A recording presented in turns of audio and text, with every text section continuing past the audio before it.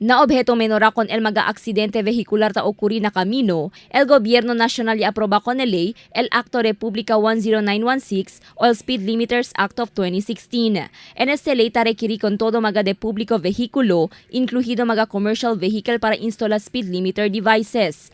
Na entrevista del news team con el legal officer de Land Transportation Franchising and Regulatory Board o LTFRB, Julwahap Amilusin, el speed limiters es un device ta instala na vehículo por medio de mechanical, electronic o communication system. Actualmente no hay pa emplasta el ahensya acerca speed limit na rehiyon, pendiente el desisyon y junta del board que ta komposita magadirektorional.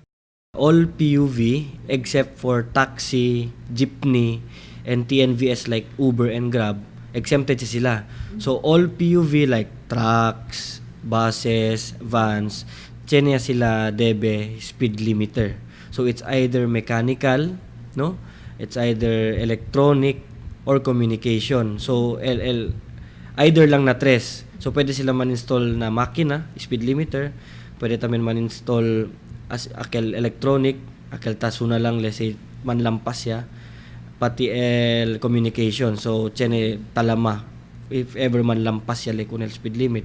Según con Amilusin, el LTFRB amo el quien mira con maga de público vehículo, mientras el LTO amo el quien concentra na maga privado vehículo. Además, el Departamento de Negosyo y Industria o DTI amo según man accredit con maga devices si tiene quien vende na syudad. Na registrasyon del speed limiters na LTFRB, el requiri este con maga nuevo vehículo que el registra na oficina. Mientras aquel maga vehículo ya registra ya, el dale 18 meses para instalar speed limiters. Na mga new registration del vehicle, required ya sila tiene speed limiter.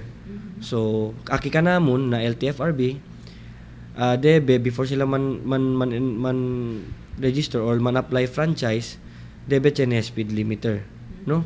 So, akil na mga existing operators, akil tiene utility vehicles, they are given 18 months, no? Para man install con el speed limiter. Tare itera el LTFRB que talina 50,000 el valor de castigo si viola con el ley. Puera con este incluido también na castigo, el 3 meses suspensión del franquicia na primer offense, 6 meses na segundo offense, mientras 1 año suspensión na tercer offense. Además, talina 30,000 con 6 meses imprisonment, el enfrenta maga violador si descubría manipula sila kondila instalaw speed limiter devices. Crystal Almonia, Dateline Zamboanga.